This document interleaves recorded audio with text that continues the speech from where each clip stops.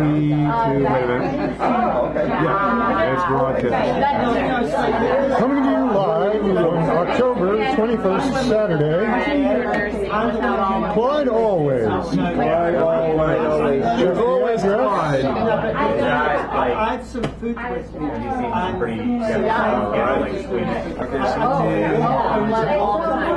Shout out to Racine. They'll be here next week.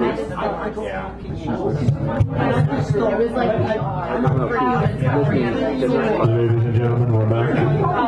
And what about that big local story, right? Well, they're not paying attention, are they?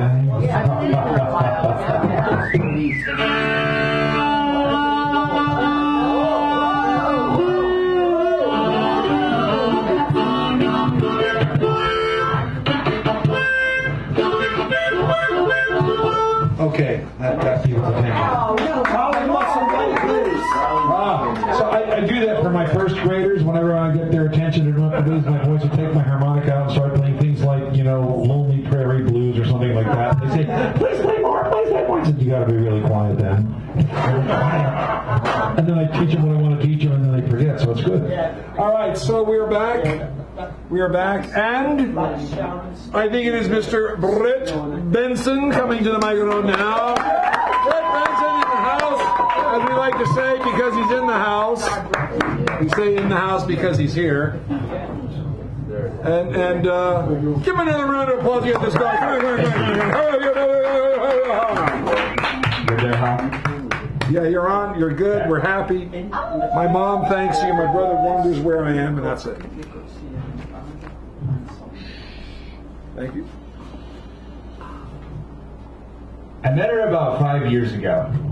She was in 6th grade, and I was in my mid-20s. And no, it's not starting off to be one of those weird stories. Just pay attention and listen. You see, I was a substitute teacher, and day in and day out, I would go into the classroom and try to liven kids' spirits, because it seems like education day by day is not going down to the depths of their souls. I wanted to bring out the classroom the way they wanted to see it. The problem was, at the time, I was only temporary. There for a couple of hours, trying to give them a little bit of hope to say, learning and reading isn't all that bad just because you don't like the textbook. This girl, we'll call her Sadia, had immigrant parents from India. She lived in an all-white neighborhood, and I think you can do the math of what I'm about to say. One day, she came up to me and said, Mr. Benson, I finished all of my work. Can I please have another packet? I want to get ahead because we're going on a trip this Friday. A couple of the kids started to make snide remarks under their breath. They didn't dare look me in the face and say it, but I saw what was going on. And I stopped the entire class for a minute because I wanted it to be clear that she was going somewhere. I wanted to sit there and go with her into the future and tell her that as soon as she hit puberty, things were going to change, but she should never stop her love of education because she was an individual who didn't have to suffer the pride of others. I wanted to be there for the first time in high school when someone bullied her because she was smarter than them, because she actually had no shame in saying, I read a science book on Sunday. I didn't watch reality TV like the rest of the robots in my classes. I wanted to lift her spirits and say, when she went to prom, you are enough. It doesn't matter what dress you're wearing. It doesn't matter how thick your accent is. You are an individual that just needs to live and push on past the bullshit. I wanted to be there for her high school graduation, to tell her that the world was literally hers to grab because she had ambition, because she wasn't afraid of failure, because every time she got back up, even inside of that classroom, as I went to defend her in front of the other students, she said, Mr. Benson, it's okay. I'm used to this. I saw her a couple of years later, graduating from high school, 4.3 GPA, on her way to Stanford, majoring in chemical engineering. I couldn't write a better story, more poetic, about an individual who said to everybody else, I'm leaving you behind, and I'm not even looking back. want to send a message out there, not just to the students, but to our culture. You need to believe in yourself. Not that over-the-top shit of where you're going to be a YouTube star and everyone thinks you're going to be cool just because you have 10,000 views. Yeah. Be something in the society. Be something worthwhile. But make sure in the process, upon being a good person and being good to your neighbors and trying to make this a country that we can be proud of in the future, make sure you're also being yourself. Thank you.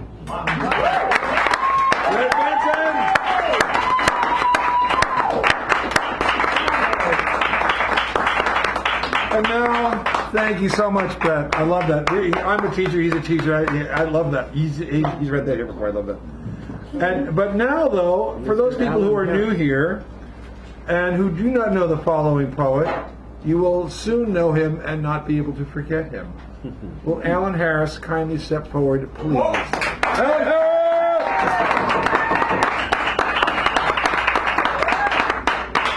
David. Mr. Warren. I'm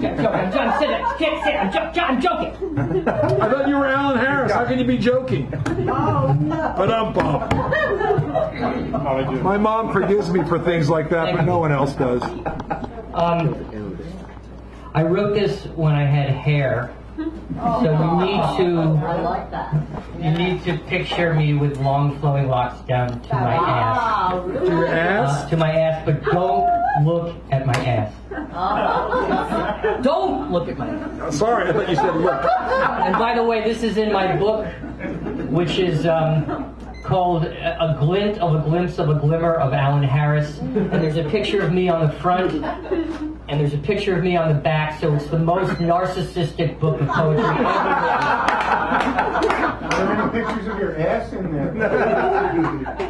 Yes, but you can't look at them. Are they flowing?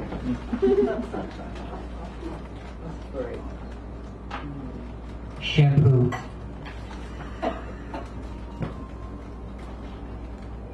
Conditioner. You see, I buy my shampoo and conditioner in a set.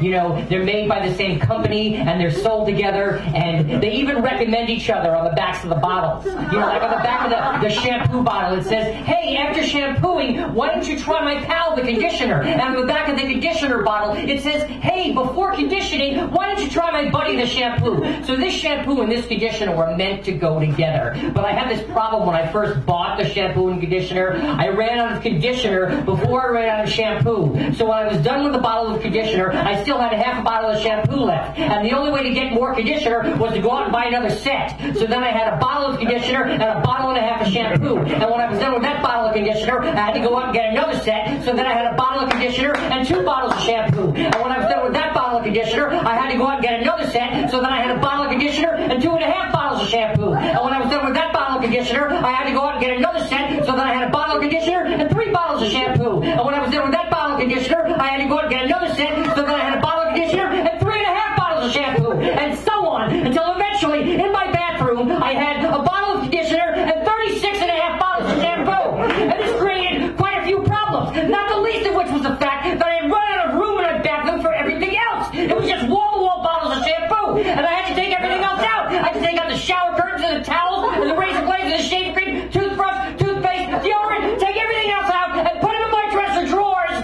where they were touching my sweaters. And that was a drag. Now, I toyed with the idea of buying another brand of the conditioner and using that until I had used up this incredible surplus of shampoo. But then I thought, no, wait a minute. This shampoo and this conditioner are meant to go together. I mean, they're made by the same company, they're sold together, they recommend each other on the backs of the bottles, and if I try to introduce another brand of conditioner into the cycle, that might do serious damage to my hair. And who knows, maybe even brain damage. Because let's face it, the brain is right there underneath the scalp. And if I try to mix chemicals from shampoos and conditioners that don't go together, and it seeps through my scalp and into my brain, that could do some serious damage. And I don't need that because I have enough brain damage already. So finally, I wrote to the company that makes the shampoo and conditioner, and I explained my problem to them, and I asked them what they thought I should do, and they replied very quickly. They said that first of all, I was right not to introduce another brand of conditioner into the cycle because it might conceivably cause hair and or brain damage, and then they said the solution to my problem is very simple. It says very specifically on the back of the shampoo bottle, lather, rinse, repeat. Lather, rinse, repeat. Lather, rinse, repeat. And I wasn't repeating. Interesting thing about the letter, though. It was a form letter. Thank you.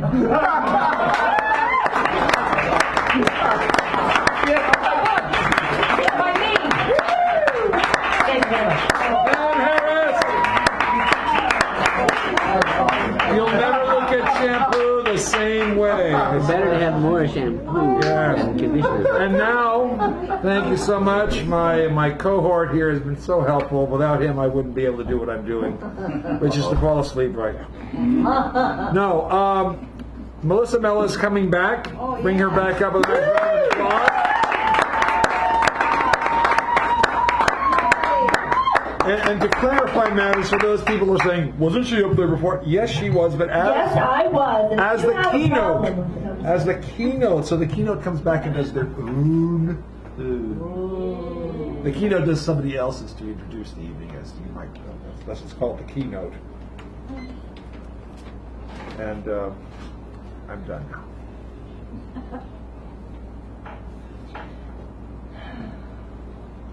I wrote this back in 2014. Way back there. Side of palm slides across page, smudges wet ink, gives illusion that words continue after stopping. How can such delicate abstractions like lines on page or breath on ear hold weight after release? Across the room, a light fixture hangs suspended from chain in a birdcage. Everyone is looking at a computer screen. Why do we feel compelled to capture that which cannot be contained?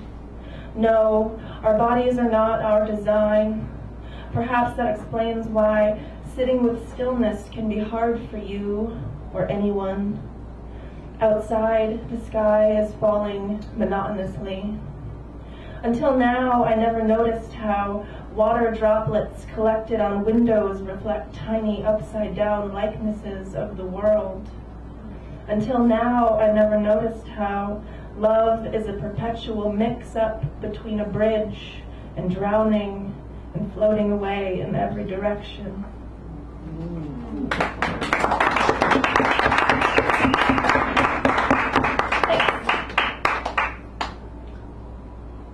I have to get these organized. There's too much stuff in here.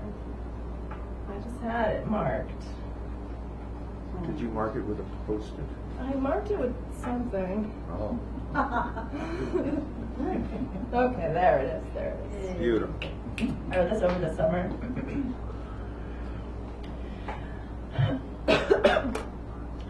There's something about the vastness of the desert, you said, the way the sky opens up. Stars poised like so many dust particles in a beam of light at dawn or dusk. And it is more aromatic than desolate, a sharp, sweet shrapnel smell when the rain comes, oily like leather, like tobacco bitter pungencies. I pick up earth, bones and bullets, a mother bunch for the sensing. To render barrenness is to deny a cusp, a wing, and a sadness deep as canyons run is no excuse for death. A quick plasma pop sends embers shooting into ash. Where fire once flickered as necessity, entranced onlookers heartily asked respect.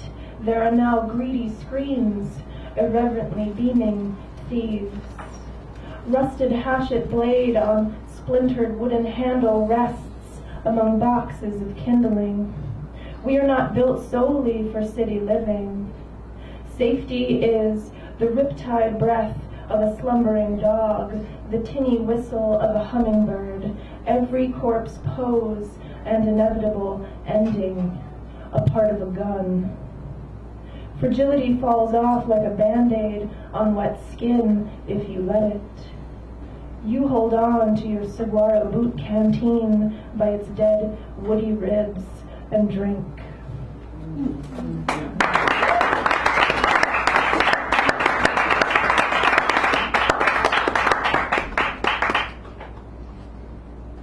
So I was working on this one a little bit today. It's still kind of a work in progress.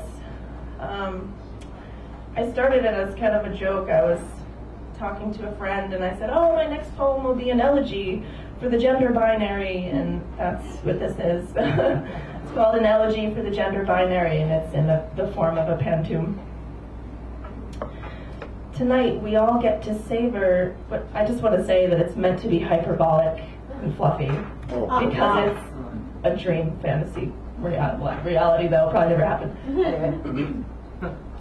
Tonight we all get to savor the very stardust we are made of.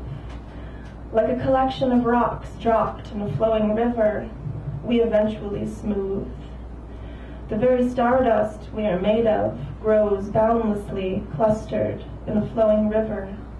We eventually smooth our ruffled feathers. Circumnavigation grows boundlessly clustered, a flock soaring cloudless skies, our ruffled feathers. Circumnavigation is what we don't dare mourn, a cradle, a flock soaring cloudless skies, the wind and which way it blows. Is what we don't dare mourn a cradle? It was never one or the other, and tonight we all get to savor. Thanks.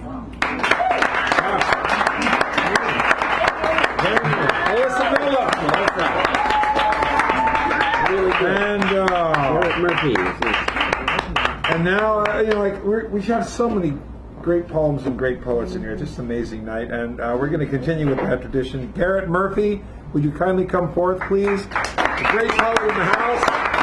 Thank you, David, for taking the advantages and doing everything. I'm just so happy. Oh, everybody's on fire, man. Yeah, it's just like, I just... There we go.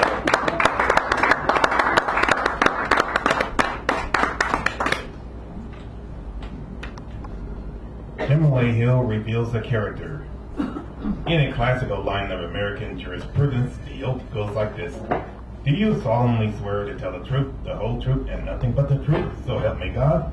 And certainly one brave soul named Emily Hill did precisely that when she revealed that a certain character was a white supremacist and surrounded themselves with white supremacists. Colin Kaepernick vouched for her, LeBron James vouched for her, even Miss Texas vouched for her, and Miss America has the character's number too. Everybody knows that this certain character is indeed a supremacist who can't handle the truth. He whines and wails that Hill should be fired and cancels a proposed meeting with the NBA champion Warriors, as if the Warriors hadn't nixed that idea long ago. For once Steph Curry and LeBron James saw eye to eye on something. But according to the self-serving character, Emily Hill violated a new interpretation of that once solemn oath. For you see, according to the new rules of order, not to mention the putrid fairy tales of supremacists from way back, her kind is predetermined by the so-called natural selection to tell everything but the truth. Strangely, the character's usually overactive traps was uncharacteristically shut regarding Miss Texas and Miss America, but then to the character they are the only real Americans of the lot. Character, you can hire cheerleaders if you want them so bad, unless of course you offer your usual chump change.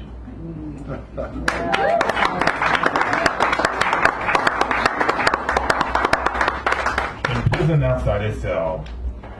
Let's talk about a special kind of prison, one that's so insidious most inmates don't know that they're in it, or know that they are their own correction officers. One's eyes and ears are more oblivious of their sentence than they would be to their own surroundings. The local color of the inmates and the language is as ripe as one might expect from a more obvious can. This is a jail that will never be on lockup, nor will it ever confuse orange with black. It is tighter than the most maximum securities and yet can be broken free from with the mindless of ease. So come on all you inmates, ease your way back to the outside world and get off that there cell phone. Yeah.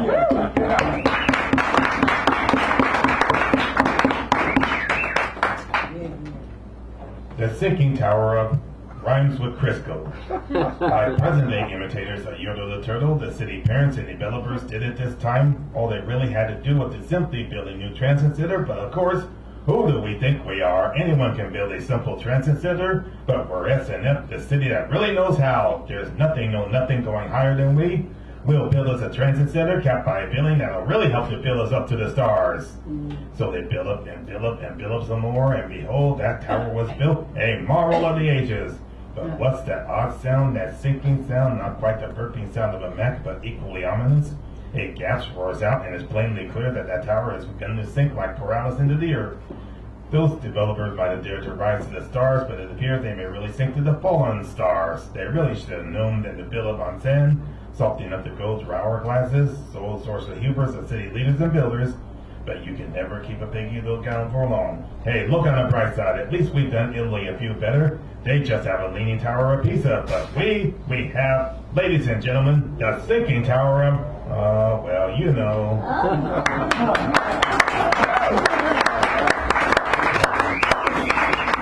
Safe and sound.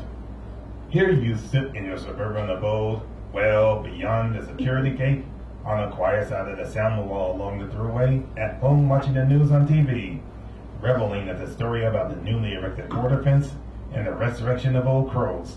But it's not enough. It never is enough, and they keep on coming. They never stop coming. Soon there'll be nowhere left to run, nowhere left to hide. Walled in, cut off, suffocation is imminent, and they're still coming. It's enough to cause one to commit the capital offense, but building a bridge. Jared Murphy. That was that Pete Wilson ad. They keep coming and coming. Yeah. And now I think we have, I think this is another first individual, so we're going to give them the celebratory welcome that we are kind enough to do. Pounding your chairs, tables, noises, and stuff kind. Allie, come on up here.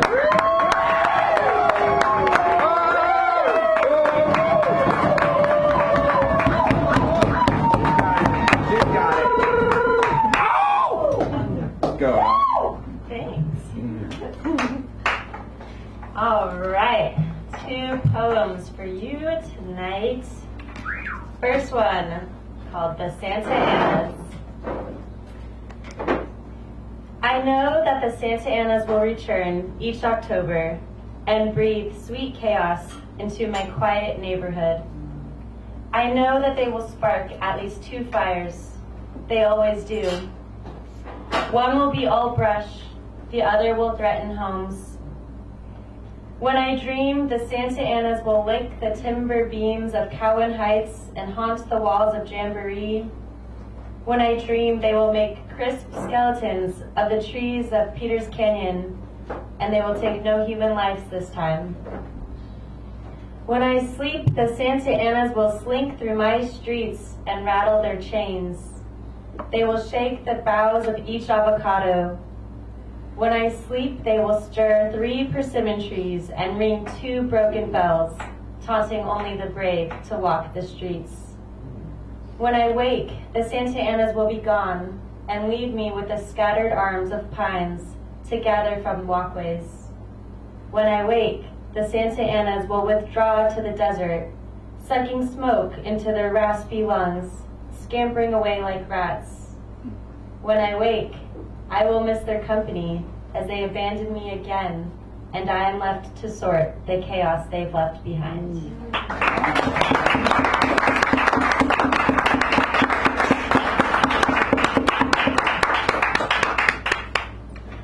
This is called The Bar on Westmoreland. The Bar on Westmoreland is a hopeful place Friday night, like most establishments in the Temple District. Sebastian pours whiskey over ice for the girl in white, who says she'll take something smoky, and taps her cigarette twice, as if to prove a point, as the ash flakes drift into her drink. An average musician flicks his eyes around the room, preparing to cover a Johnny Cash song that no one here knows. 2 people before him exchange flirty glances while no one is looking. The girl in white winks at a new stranger, and the musician drops his pick and Sebastian pours another for the stranger. Even the steps of piss-drunk wobblers are riddled with curse, and the whiskey tastes weaker tonight. As if it could almost be a nice evening. As if tonight the river won't leave an ebbed line of needles. As if tonight the lonesome howls of this wood will dwindle. As if tonight the panting werewolves won't rampage Dublin again. Maybe tonight the girl in white will smoke for no one, and the musician will play for no one, and Sebastian will pour a drink for no one, and it will be enough for no one to arrive and no one to leave. Like domesticated dogs, they will ignore the full moon, withhold their howls, and learn how to growl instead.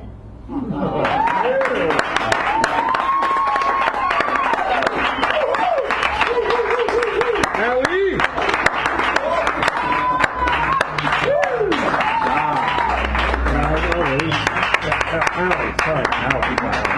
All right, and now for those individuals who are not familiar with this individual, you will soon be familiar with this individual because it is the Clyde Always Show. Let me get Shane coming after that. Would you like to get the co-distributor of Bulldozer?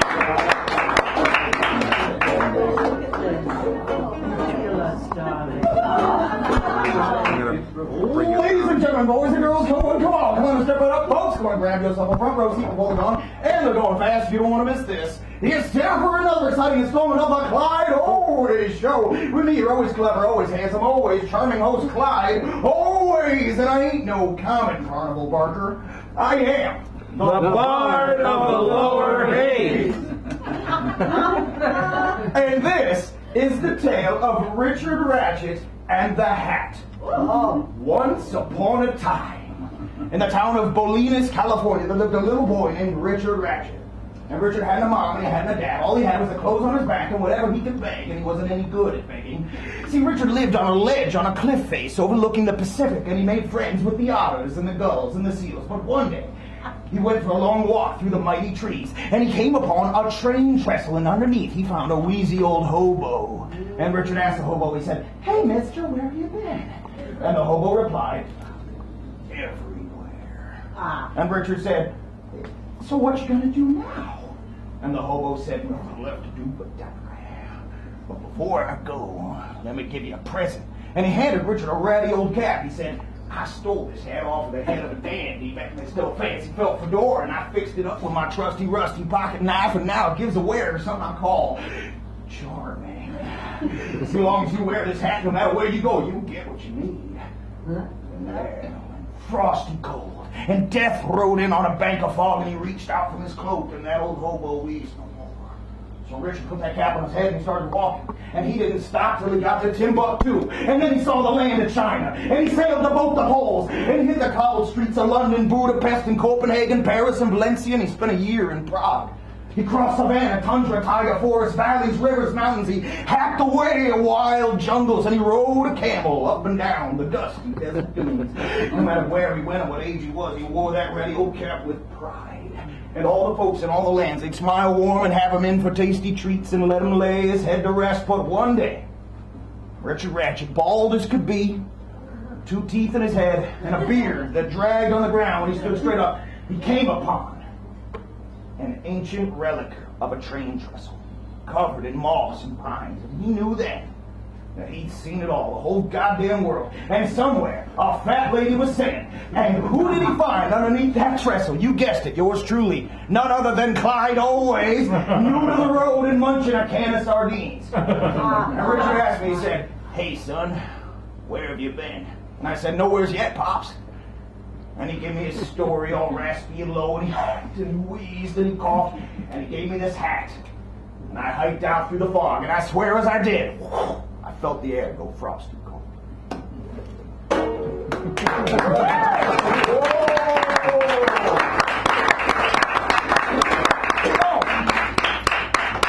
Okay, this is Sweet Eddie's debut. One April evening, calm and bright, my tavern's hazy glow, it seemed an ordinary night for just another music show, when stepped into the stage's light the mighty Eddie Undertow. his 57 Gibson shone before the sleepy crowd, who edged into his gaze of stone and quickened to his smile proud, then neared his lip a microphone and opened up with something loud. The waitress lost her serving tray, the barkeep lost his tie, the geezer lost his gray toupee, and Cookie lost his shepherd's pie. The cocktail napkins flew away. It's lucky no one lost an eye. Thank you.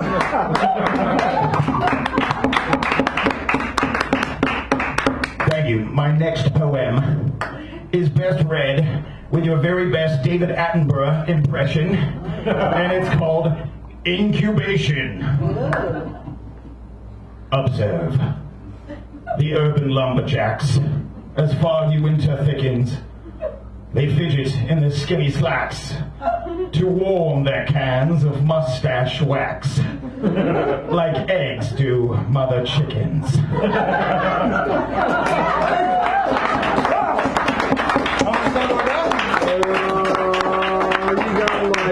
One more poem? Yeah, 4 minutes. 4 minutes. Oh, okay, cool. Because you're the media feature here. Don't forget. Okay, cool.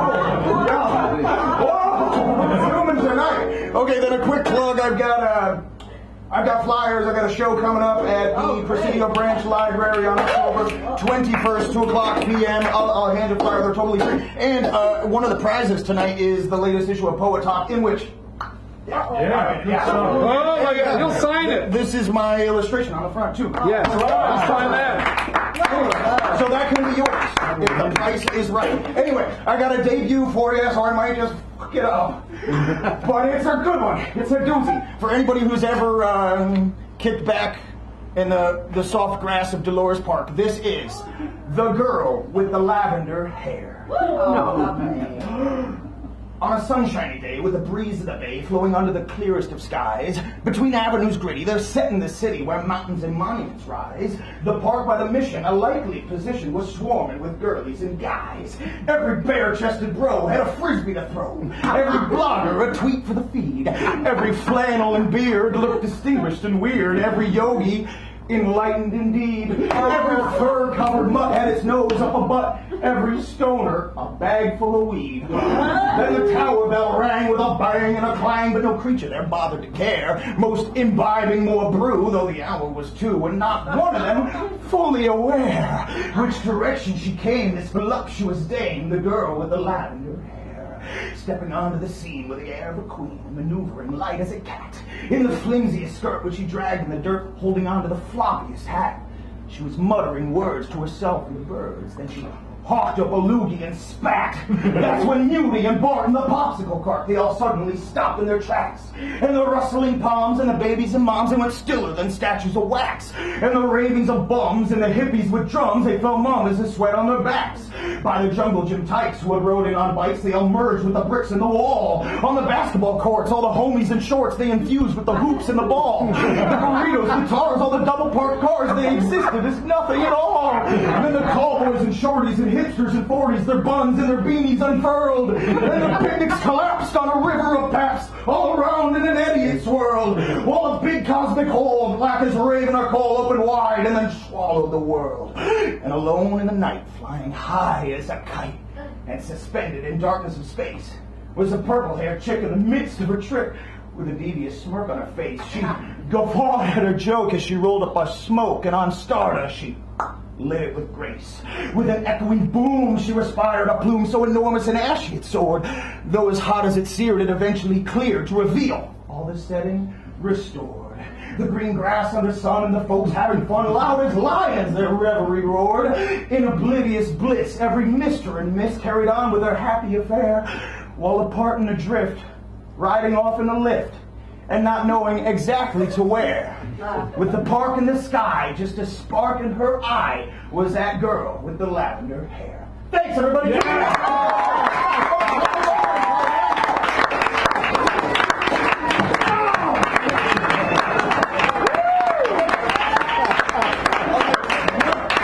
Video of the evening, thank you.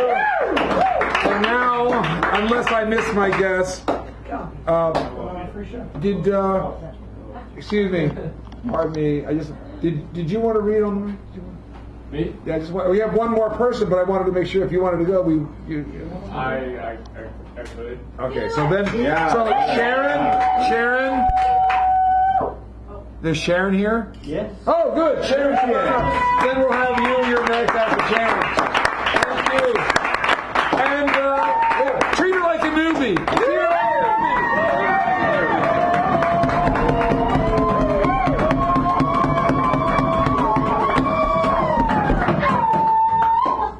This is called Last Friday. You figure it out. The eagle flew on Friday. A paycheck came your way. An evening spent at home, oh hell, no way. The party just got hot when you entered in the door. Thoughts of coming home to us turned out to be a bore. Never mind the food to be bought, dancing and drinking, your uttermost thought. A child calls you daddy, I call you dear. But a wife's call is nothing that you hear. But the only thing you seek is some bitch to be near. Tomorrow will come too soon for all your carnal flight. But let me tell you, brother, you're in for one marital fight. Enjoy yourself tonight. Make fun in the hay. Cause tomorrow, this bitch is throwing all your shit away.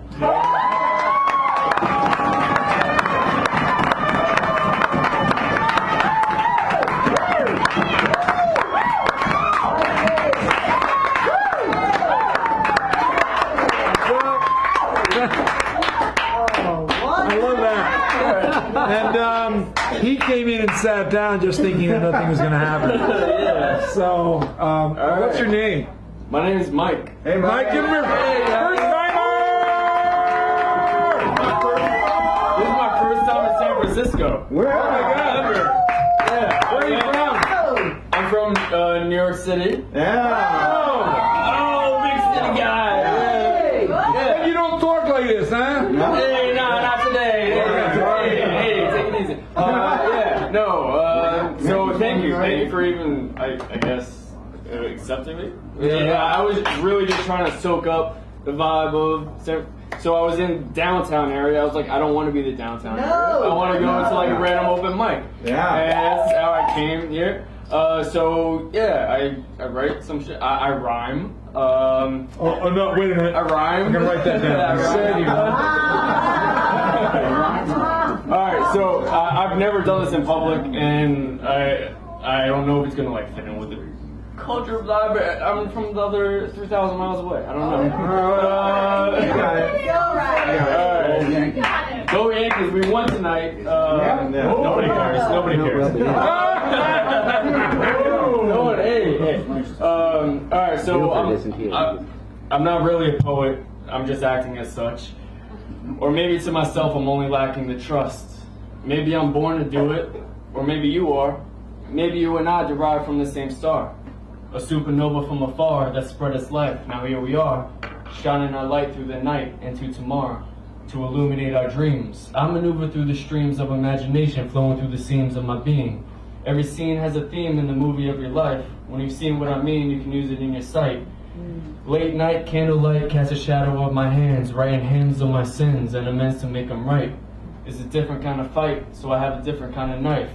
Carving out my plight in every line that I recite, so your mind can take a flight on the rhythm of my thoughts. For a minute, I was lost. I'm not kidding. I was tossed in the deep sea with 20-foot waves all around me. I just couldn't see the fact that all my waves were trying to bound me. Suppressing emotions, trying to subdue the ocean, neglecting the notion that the pain is a potion to attain a promotion for the growth of your soul. You contain the commotion once you know to let go and learn to float with the tide. This life is only a ride. My only hope is to survive and shine a little light, so I guess that's why I write, to share a glimmer of my life to a similar type stuck in a similar fight. Take a picture of my life and turn it into a kite, so you keep your head up every time you think about Mike. Thank you.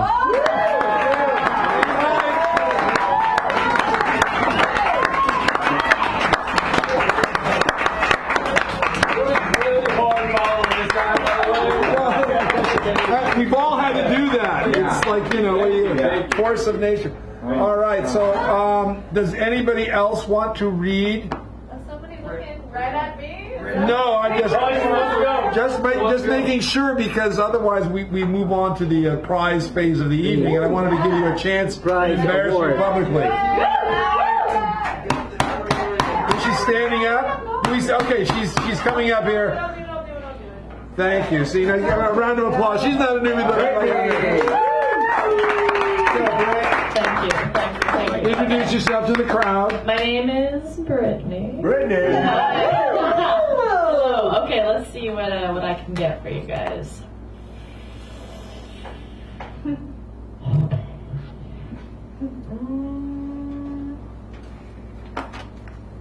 Okay, I'll do this one for you. Okay. It's called Bluer Than Black.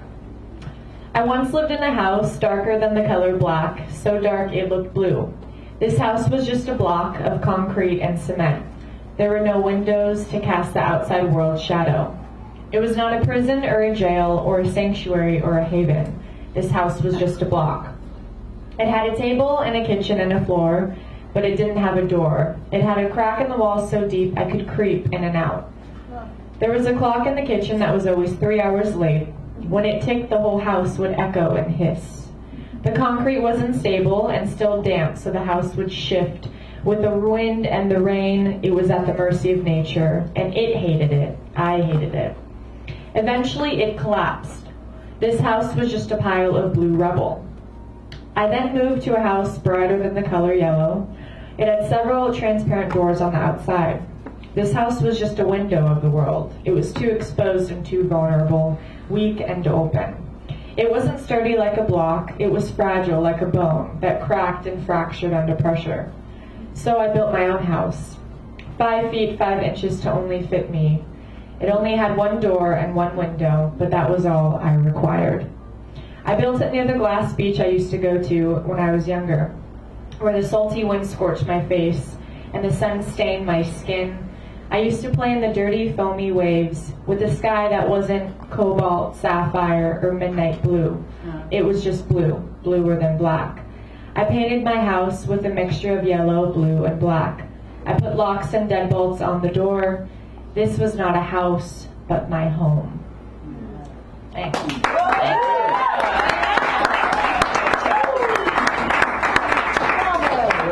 All right, as you may well remember from those centuries ago when we first began this evening, you signed in, and next to your name was a number, and you'll notice that on these cards there are numbers.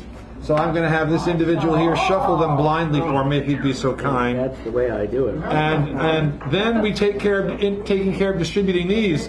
So Yasunari Kawabata's Snow Country. Gathering the Tribes, Poet Talk, the most recent issue, the Nellie Wong's Breakfast, Lunch, Dinner, so it's in the house here. And then we got Writing the Australian Crawl, Views of the Writer's Vocation. And then we have, of course, The Ink Dark Moon, Love Poems by Ono no Komachi and Izumi Shikibu. There we go. Completely random choices, actually, until now we have synchronicity here. So can I have a drum roll, please? Thank you. And looks like number 14, which is Alan Harris. 14. Alan Harris is the first winner of the evening. Of course, there are these things. Don't forget. The next week's theme, the co-pilot, the last word, keynote, mini, and he goes for Poet Talk. I knew that would happen. All right. Who's number 7? Number 7 is Brian Doherty. Brian Doherty, come on up here. Pick something. It's yours. Whatever you want. Except what's in my pocket. Okay. Go on, Brian. Take Wellies. Yeah. Hey! She's right there. There you go. And number 21 is? Number 21 is Brittany. Brittany? See, aren't you glad you went off right now? You may already be a winner. All right. What do I got? You have all these things in those. Or be the keynote or the feature or the mini. Keynote, mini feature, co-pilot, this and that. I'm doing it. Hey, guess what? Yes. Okay. Now you're gonna be I the will be here. I promise. I don't have to work. She said she's going to be the co-pilot, so that's good. Brittany! You have to be sassy and have good comments. Okay. Yes, and then and occasionally be rude, but you know. Yeah. Next we have number 8. Who's it? 8 is me. Hal Robbins. Hal Robbins, come forward. Right, he's already, I can't say come forward. He's already. David, how are you? I'm good. I'm good. Good. Thank you. Let me take the keynote. Oh, okay. Friday. I left an hour early today, but Yes. I missed every bus. I just didn't work, but I'll do better. All right. Thank you, Hal. He's the keynote for the upcoming Inquisition. Number 4. Number 4, Edward Mycue. I think he left. Oh, no. How about 18? Number 18, Clyde Always. Clyde Always. Clyde, You want? Get over here. Number 18.